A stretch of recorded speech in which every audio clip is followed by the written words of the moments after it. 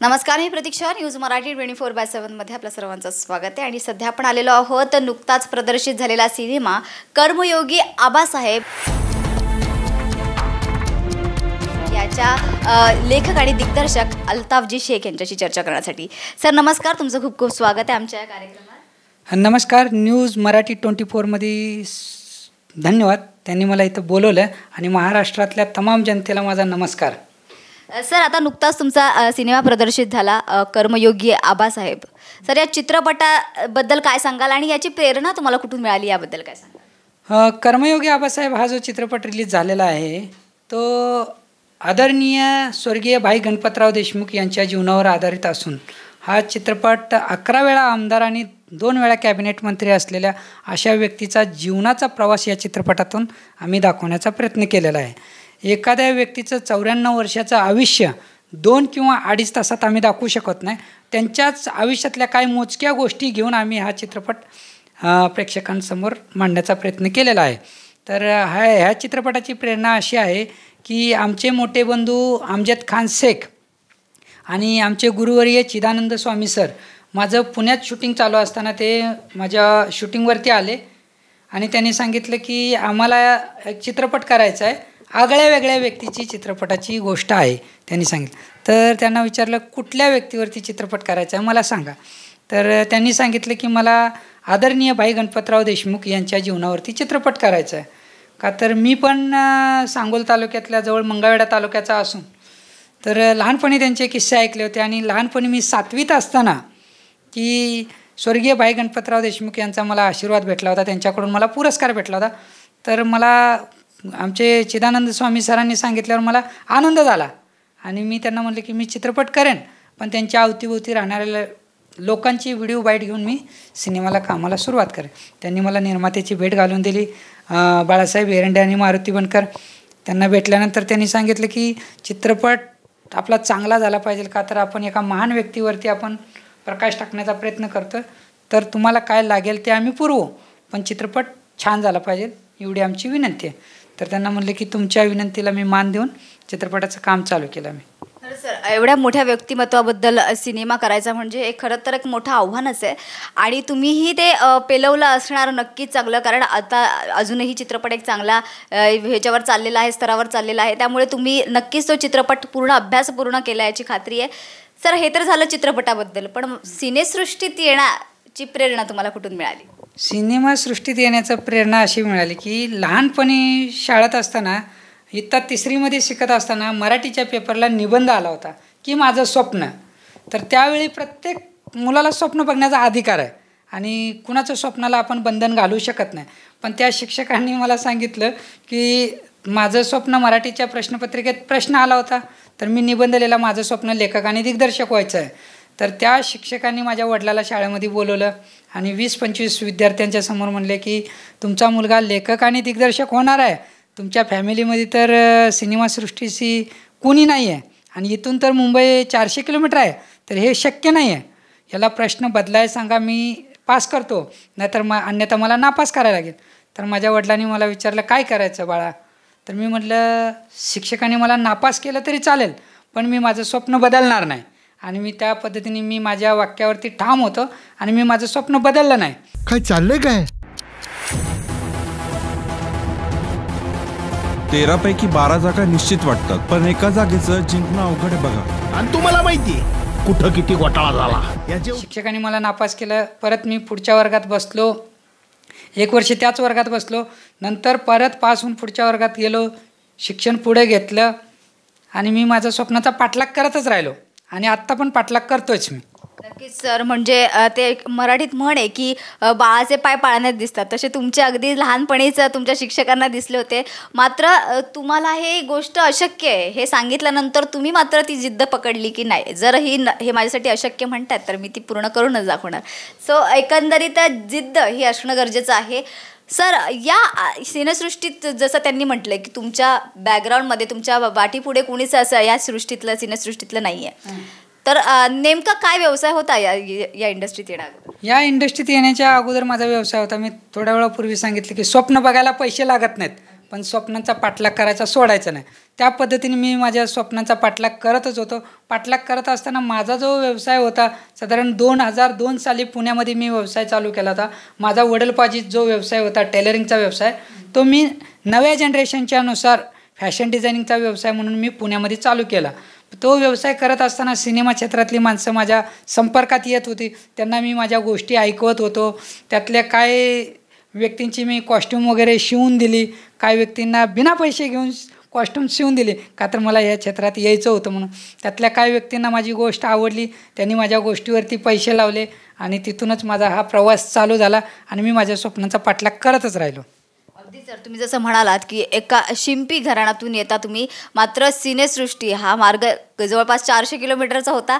मात्र तो पार करताना तुम्हाला अनेक आव्हानं नक्कीच आली असतील, तर त्या आव्हानांना तुम्ही कसं सामोरं गेला? आव्हानांना असं सामोरं गेलं की मी ज्यावेळेला माझा व्यवसाय करत होतो, व्यवसाय करत असताना की मी कुठं पण शूटिंग चालू असेल किंवा कुणाला भेटायला जायचं झालं तर व्यवसायाकडे ते दुर्लक्ष व्हायचं. तर घरातली माणसं म्हणायची की हा वेड आहे, शेजारची लोक पण म्हणायची की हा वेड आहे. तर मी त्यांना म्हणायचो की वेडे लोकच इतिहास करतात आणि तुमच्यासारखी शहाणी लोक इतिहास वाचतात आणि मला इतिहास करायचा आहे म्हणून मी त्यांना म्हणायचो. आणि एक म्हण आहे की एका सक्सेसफुल पुरुषाच्या मागे एका स्त्रीचा हात असतो.